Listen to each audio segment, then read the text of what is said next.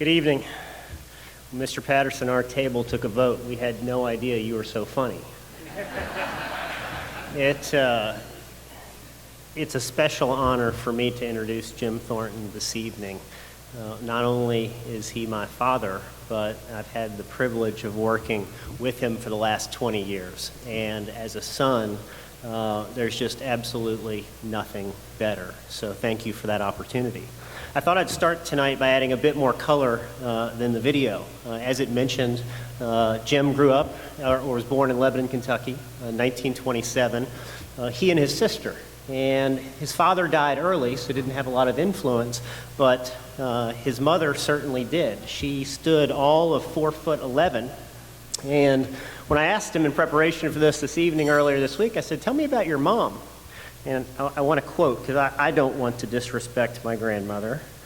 "She was short, mean, uneducated, but quick as a whip, sharp as a tack, and had an incredible work ethic." And I mention that because family history plays a role here. Dad, you're not short and mean, but you're certainly sharp, you're certainly smart, and you have an insatiable work ethic. At 88 years old, he still comes into the office 6 days a week. Over the course of his business career, he's found himself in many businesses. As the video mentioned, veneer mills, hotels, real estate developments. Many of those businesses met with success, and he always gave his partners credit for that. Many of those businesses did not. He also gave his partners credit for that. But his real passion was gasoline and later retail convenience. When he was just 24 years old, he opened that first station over on Corden Pike, just across the river from here. And he didn't have a lot of experience to call upon. He'd had odd jobs. He'd driven grain trucks in Kansas. I think he delivered some ice in southern Indiana and probably pumped a few gallons of gasoline for his competitors. But that insatiable work ethic and tenacity led to that first store, and then a second, and another. And soon his chain had grown. He looked out at his 3 to 5 stores and said, "Wow, I should probably name these things so the customers know who they're shopping with." And as fate would have it, one of his buddies had just returned back from Oregon and mentioned a drugstore chain out there called Payless. And he said, "That's as good a name as any. I'll take that." Ah, the good old days. So he named those stores Payless. He ultimately built that group up to 175 stores and sold them to Ashland Oil. He'd successfully traded his company for some money, a cushy job, and a board seat. And as he now says, whoops. As you might imagine, with any entrepreneur, it didn't take long for him to become restless. He once referred to this time at Ashland, and I quote, as a slow, deliberate march toward insanity. Big business, with all of its bureaucracy, red tape, was simply not his cup of tea. Fortunately for him, it was a time before non-competes, non-solicitation agreements, and his new employer was no more fond of him than he was of them. So in 1971, he went to his employer and said, "Give me your 5 best units, I'll take those. I want to walk down the hall and cherry pick the very best folks," and Thornton's was born. This year, Thornton's will surpass $3 billion in annual revenue, employ 3,000 team members across 6 states. It was not always smooth sailing. Shortly after founding Thornton's, the Arab oil embargo started, and they couldn't find any gasoline, and were shuttering stores as fast as they had opened them. In the 1980s, there was a move towards convenience stores from gasoline, an entirely new business that he executed flawlessly. In the 1990s, every grocery store, mass merchandiser was all adding gas. And he also executed that flawlessly. While I've always loved the history of our company, it was the stories that I loved the most, and I'll tell you a couple of them.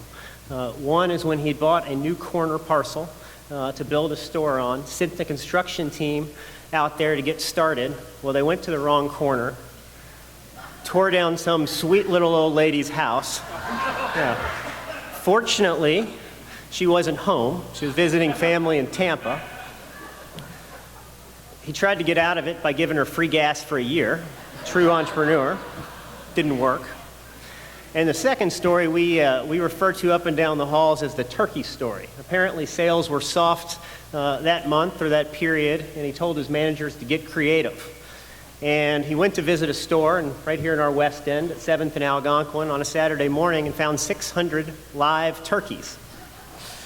His manager had tried to take advantage of the Thanksgiving holiday. Can't imagine how that meeting went. Having said all that, in closing, Jim Thornton is an entrepreneur's entrepreneur. He's smart, always acts with integrity, and has an incredibly strong will. He's an internal optimist and believes anything is possible with the right people. I'm very proud to introduce Jim Thornton.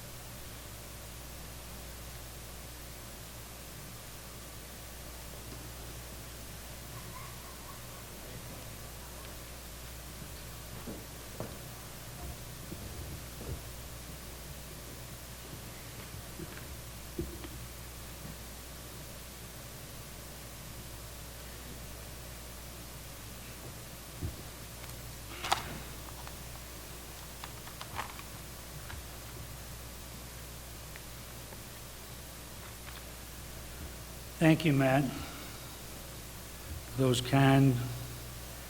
kind introduction.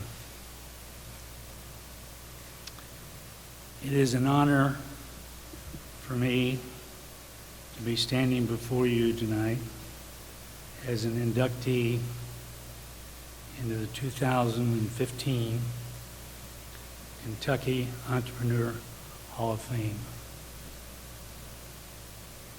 This is such an incredible privilege and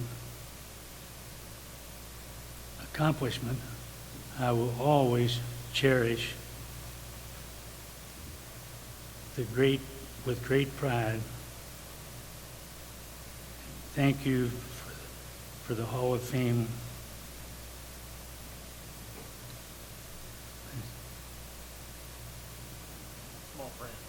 Small print, yeah.